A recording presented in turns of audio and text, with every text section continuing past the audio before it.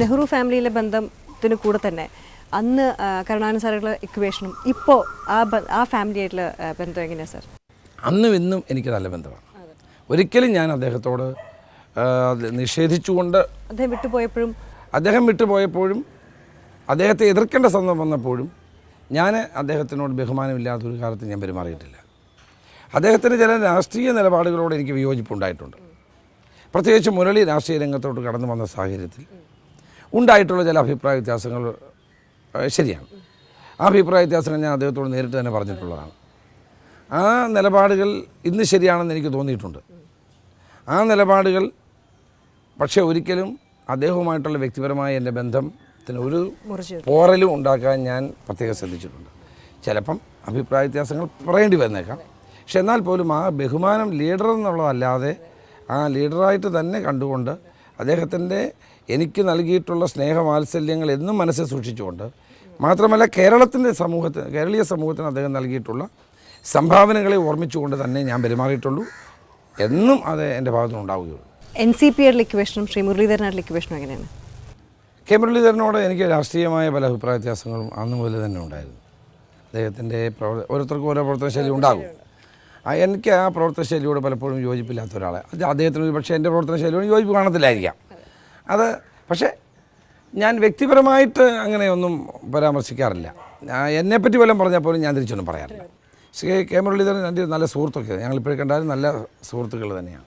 പക്ഷേ അദ്ദേഹത്തിൻ്റെ NCPയുടെ രാഷ്ട്രീയ നിലപാടുകളോട് കോൺഗ്രസ് പാർട്ടിയുടെ പ്രസിഡന്റിനുള്ള നിലയിൽ എനിക്ക് യോജിപ്പില്ല. തന്നെയുമല്ല NCPയുടെ കേരളത്തിലെ മുന്നണി പ്രവേശനത്തോടും എനിക്ക് യോജിപ്പുള്ള ആളല്ല. കാരണം കേരളത്തിൽ ഇപ്പോൾ NCP വന്നു കഴിഞ്ഞാൽ കഴിഞ്ഞ അസംബ്ലി തെരഞ്ഞെടുപ്പിലുണ്ടായ അനുഭവം ഉണ്ടാകും എന്നുള്ളതാണ്. അതിന് വ്യക്തിപരമായ കാരണങ്ങളല്ല. നമ്മളൊരു കേരളത്തിൽ കഴിഞ്ഞ 30-40 വർഷക്കാലമായിട്ട് 2 മുന്നണികളാണ് ഇവിടെ നിൽക്കുന്നത്. ഒന്ന് ഇടതു മുന്നണി, മറ്റൊന്ന് UDF ആൻഡ് LDF. ഈ UDFും LDFും ചില പരിപാടികളുടെ പേരിലാണ്, ഒരു മിനിമം പരിപാടിയുടെ പേരിലും ചില വിശ്വാസ പ്രമാണങ്ങളുടെ പേരിലുമാണ് ഒരുമിച്ച് നിൽക്കുന്നത്. ഓരോ മുന്നണിയെയും മാറി മാറി അംഗത്വം തേടാൻ ശ്രമിക്കുകയും ചെയ്യുന്നൊരു പാർട്ടിയായിട്ടാണ് NCP ഞാൻ കണ്ടിട്ടുള്ളത്. ആദ്യം ഫസ്റ്റ് അവരുടെ പ്രിയോറിറ്റി എന്തായിരുന്നു? ഇടതു മുന്നണിക്ക് പോകണം. ഇടതു മുന്നണി അവർ വേണ്ട എന്ന് പറയുന്നു. അപ്പോൾ UDFിലേക്ക് വരുന്നു. സോ ഒരു പൊളിറ്റിക്കൽ കൺവിക്ഷൻ്റെ പേരിലോ ഒരാശയത്തിൻ്റെ പേരിലോ ഒരു ചിന്താഗതിയുടെ പേരിലോ അല്ല അവർ ഈ നിലപാടെടുക്കുന്നത്. അതാണ് കഴിഞ്ഞ അസംബ്ലി തെരഞ്ഞെടുപ്പിൽ സംഭവിച്ചത്. അത് വീണ്ടും റിപ്പീറ്റ് ചെയ്യാൻ KPCC പ്രസിഡന്റ് എന്നുള്ള നിലയിൽ എനിക്ക് അനുവദിക്കാൻ കഴിയില്ല. ഇപ്പോൾ മക്കൾ രാഷ്ട്രീയം നോക്കുകയാണെന്ന് വെച്ചാൽ നാഷണൽ ലെവലിൽ നോക്കുകയാണെങ്കിൽ ഒരുപാട് മക്കൾ വളരെ സ്ട്രോങ് ആയിട്ടുള്ള പൊളിറ്റിക്കൽ സീനിലുണ്ട്. ഒമർ അബ്ദുള്ള ആണെങ്കിലും ഡിഫറെൻറ്റ് പാർട്ടീസ് നോക്കുകയാണെങ്കിൽ ജ്യോതിരാജ് സിന്ധ്യ ആണെങ്കിലും രാജേഷ് പലൻ്റെ മകനാണെങ്കിലും.